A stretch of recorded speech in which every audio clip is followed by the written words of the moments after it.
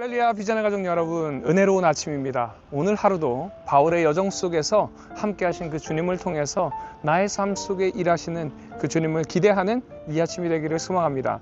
바울은 빌립보 감옥에서 기적적으로 풀려난 후에 암비볼리와 아볼로니아를 거쳐서 이제 이곳 데살로니가로 왔습니다. 그리고 지금 제가 서 있는 이 문을 통해서 데살로니가로 들어와서 복음을 선포하게 되죠. 그 복음을 들은 데살로니가 사람들은 바울과 실라에게 천하를 어지럽히는 사람들이라는 별명을 붙이게 됩니다.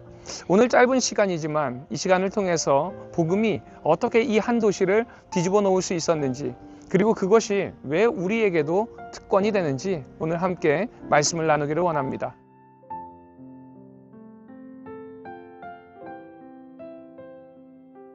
그들이 암비롤리와 아볼로니아로 다녀가 데살로니가에 이르니 거기 유대인의 회당이 있는지라.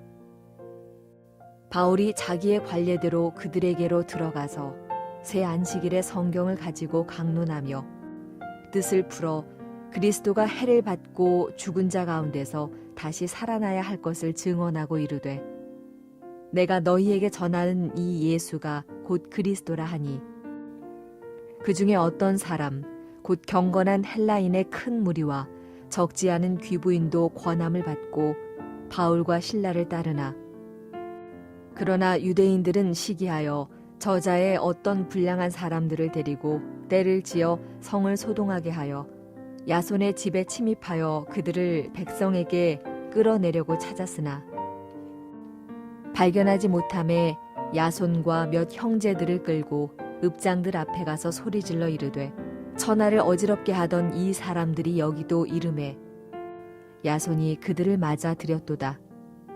이 사람들이 다 가이사의 명을 거역하여 말하되, 다른 임금 곧 예수라 하는 이가 있다 하더이다 하니, 무리와 읍장들이 이 말을 듣고 소동하여 야손과 그 나머지 사람들에게 보석금을 받고 놓아주니라.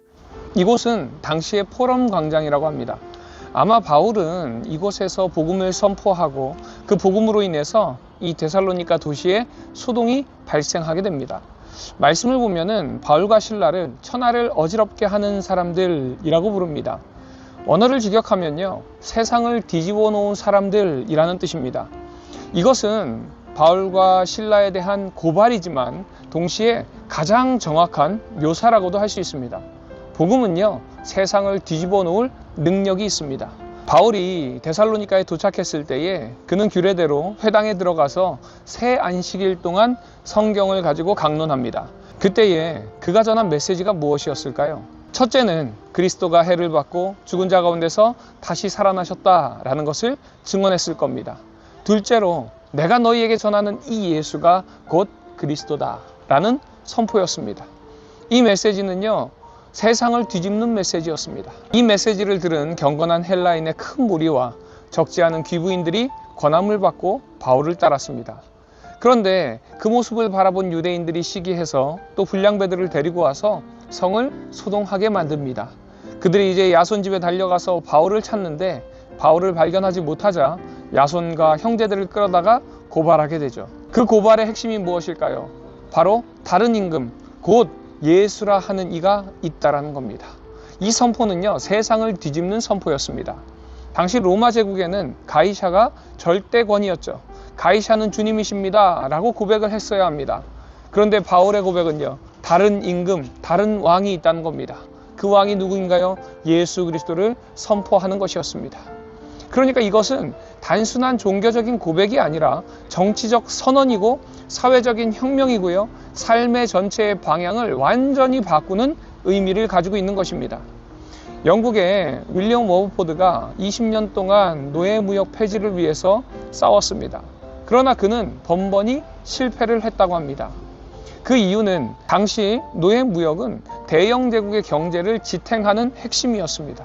설탕, 면화, 담배, 대영 제국의 모든 경제적인 부분이 노예의 노동으로 만들어지고 있습니다. 그러니까 노예무역을 폐지하자는 것은요, 경제를 뒤집자는 겁니다. 그러니까 수많은 사람들이 반대를 했습니다. 경제가 무너질 것이다, 제국이 약해질 것이다, 현실을 보라 라고 이야기합니다. 그러나 워버포드는 포기하지 않습니다. 왜 그럴까요? 그는 젊은 시절 주님을 만나고 주님께서 모든 사람을 위해 십자가에 달리셨다는 것을 깨달았기 때문에 그렇습니다.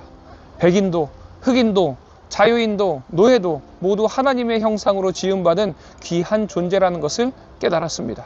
1807년 2월 23일 마침내 그 법안이 통과되게 되고 의회에서는 기립박수를 보내고 많은 의원들은 눈물을 흘렸다고 합니다.